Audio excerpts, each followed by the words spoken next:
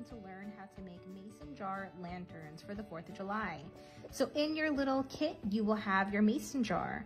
You will also have inside of the mason jar some sand, a little light, a flameless candle, and your stars. Those are your stencils. Also in the bag, you will find your colors, of course, red, white, and blue. You are going to need at home a paintbrush, some tape, and a cup of water. Okay, so let's go ahead and get started. We're first going to start by taping on our stars. You're gonna tape one on each side. So what I like to do when I use the tape, I like to take a little piece and roll it. If this is something that might be tricky, see if mom or dad at home or any adult can help you with this. You're gonna put it to the back of the star and place it right on your mason jar. So we have one side. Let's go to the other side.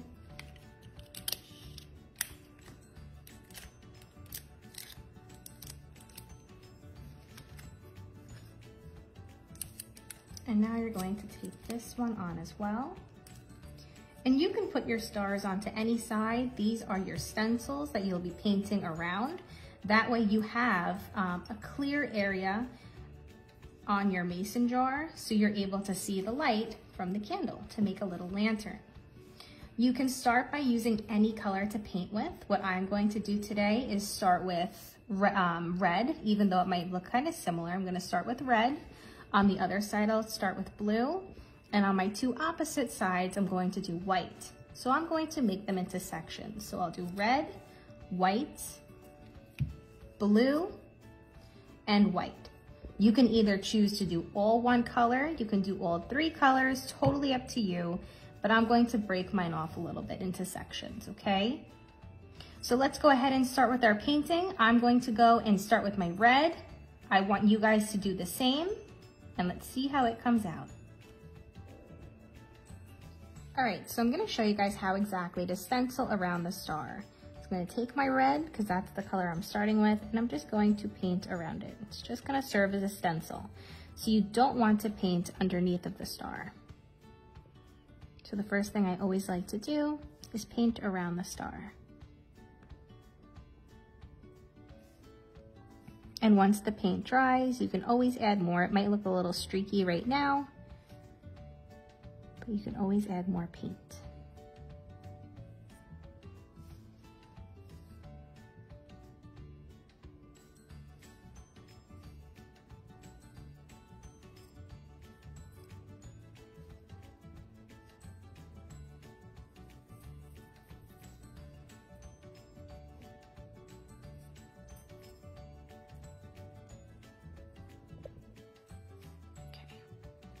Looks a little funny right now, but I'm gonna go ahead and paint some more around the area that I want painted red.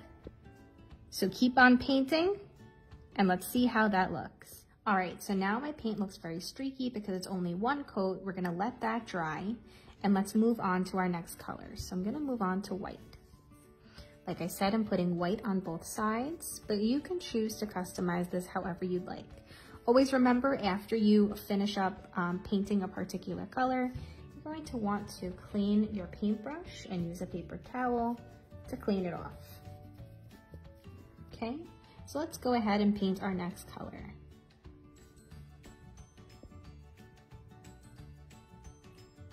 All right, so I have my white on both sides. Like I said, you can customize it however you'd like. But I chose white on both sides. Now I'm gonna add my blue and stencil around that star like I did before.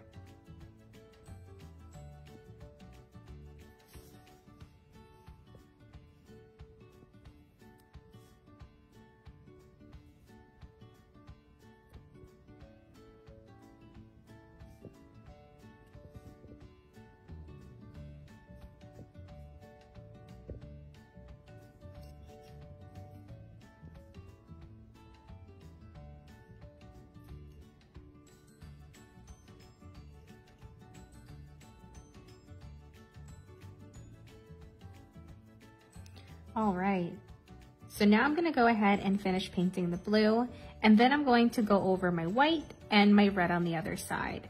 So you're gonna wanna give this 2 coats of paint. So after you finish up this side, go ahead and start to paint, go over your paint. Then you can also take off this star. Make sure you take off the star and the tape, and you'll be able to see the star underneath. Okay, so first things first, let's go ahead and paint the rest of our jar. All right, everyone, so I finished painting my jar. As you can see, I took off the stars and I painted around it just to make sure that it was covered. It still needs to dry a little bit more. I might even put 1 more coat on it, but I wanted to show you the last and final step. You have a bag filled with sand and you have your little flameless candle. So let's go ahead and open our bag and let's dump out this sand. Just be careful. Woo. All right, that looks good to me. You don't have to use all the sand if you don't want to. Totally up to you. Okay, see it inside. Now what you're gonna do with your flameless candle is you're going to turn it on and place it right inside where you'd like it. And there we have it, our flameless mason jar for the 4th of July, your little lantern.